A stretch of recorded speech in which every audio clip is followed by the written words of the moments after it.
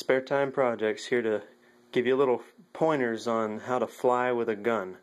If you're planning on going someplace for a hunting trip or trying to transport guns from one place to another, maybe like in my case, I was in North Dakota for most of the summer, and while I was up there I decided to buy a couple shotguns to go shoot some clays with while I was up there for something to do. So I needed to get them back home when I came home. So what I did was I went ahead and spent the extra money on a Pelican case. It's a 1750. I think it's about the best case you can get. And it really is an amazing case. I think normally it's priced around $300, which is pretty hefty, but I was able to find on Amazon for $196, including shipping. So if you do a little searching around, you should be able to get it pretty cheap, or relatively cheaper, and it is worth it. Even if I wouldn't have found that good of a deal on it, I would have still paid the $300 because, you know, it's worth the security of your guns to get a case like this. It really is a good case. It is solid. If you don't know anything about them, this is the kind of case that the military uses. You know, soldiers transporting their guns, servicemen, policemen, whoever, they use Pelican cases, so obviously that means something. And so what you're going to do when you decide to fly somewhere with guns is you're going to have to get a good case like this or any other case you might want to use, and you're going to have to also get some good locks. This case comes with places for 4 locks, one there by the handle, one there, and on the other side. So I would advise getting as many locks as there are holes in the case. So I got 4 locks, good master locks, and another random lock because it was shorter, because these have such long shanks on them that I figured if worse came to worse through shipping or flying, if the latches came up on all of them on the case, which I have heard horror stories of that happening before, the locks are going to be the only things holding your case shut. So I went ahead and got at least one with a smaller shank, just in case that was the only thing holding it. I would also advise, if you can, get locks that use the same key, because when they ask you to open the case to look at the guns and whatnot, you don't want to be fumbling around looking for the right key for the right lock. So I would use locks that use the same exact key. In my case, I have 3 that use the same key, and then one random one which looks completely different anyway. So yeah, you want to put those on the case and make sure they secure good.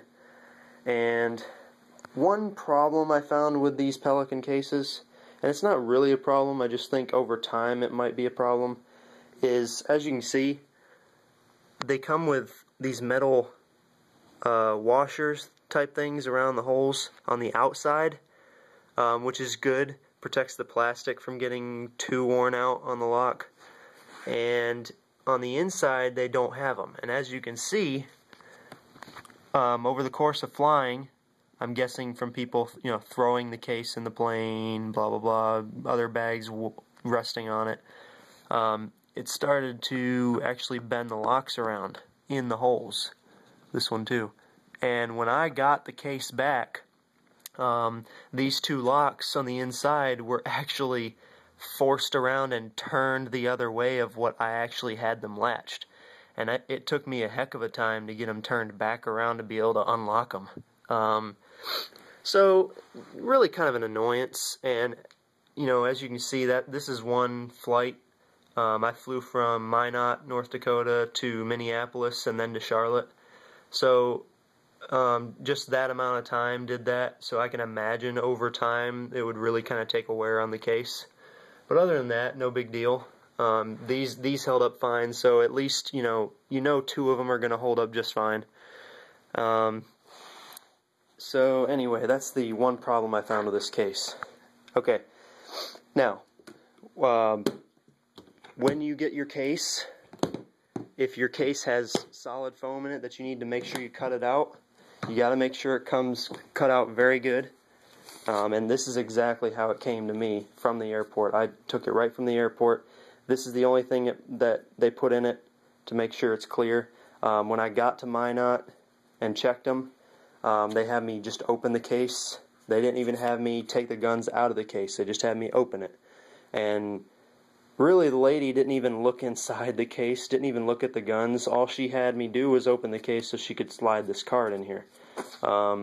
But just in case, when you put your guns in here, if possible, make sure the chamber is open, like this, and facing up. So when you open the case, they can just look, see that it's clear, and you're good to go, rather than, you know, if they're face down and they can't see the chamber open, they might question it a little bit more. I don't know for sure, because again, she didn't look on mine. But what she had me do was she had me sign this card. It says firearms unloaded. And then she threw this in the case. It was resting right there just like that. That's all they really need to check. Not a lot of process, but I think it's kind of convenient for me because it took less time. But anyway, when you get the case, if you have to cut shapes for the guns, make sure what I did was I laid the gun on the foam, and then as you can see I traced it with a Sharpie as best I could. And when you cut, make sure you cut about 1/4 of an inch inside what you traced, because you want the guns to be in the foam as tight as possible. You don't want them slopping around, because this case is going to get thrown into the plane. I hate to see it, but when I was landing in Minneapolis, I got out of the plane and kind of stood by the window and watched as they unloaded everything, and literally the guys just took the case and just tossed it into the back of a truck. I mean, literally tossed it about 15 feet. So you want to make sure that the guns are very secure, because they're not going to care about your luggage. They're not going to care if they damage your luggage, because they're not liable for it. That's what stuff like this is for. Basically, it's taking the blame off them if anything happens. So make sure it fits good, it fits snug, and really that's all I needed to do. I know a lot of people kind of think that you should take the gun down, break it down, take the barrels off, forearms, basically just leave the receiver, take everything apart and put piece by piece separately in the case to completely eliminate any suspicion that the gun might have ammo in it. But I didn't bother doing that, and as you can see, I was fine. I just made sure that, again, the chambers are facing up and empty, and if there's still suspicion of it, they can get a law officer to come and help you handle the guns, but the TSA themselves are not allowed to touch your guns. If a TSA agent attempts to touch your gun, immediately stop them. It's not going to sound suspicious. Just tell them, whoa, you are not allowed to touch this firearm. I am the only one allowed to touch this firearm, and if you need me to, I will handle it. And then they will proceed to get a law officer to come and supervise you. They are not allowed to touch firearms, so do not let them. So if there is further suspicion, they will have you take the firearms out and check them. But really, this is all I did, and I really had no problems whatsoever. So, that's about all I can say. Just make sure when you get to the airport with your guns in the case, when you go to check your baggage, the first thing you need to do is tell the agent, I have a firearm that needs to be checked. And they'll proceed to have you fill out the right paperwork. You got to fill out paperwork saying that they are unloaded and safe. Blah, blah, blah. That's about all they had to do. And then they slide that card in there, have you shut the case, have you lock it, have you check the locks, and then they send it off to get checked.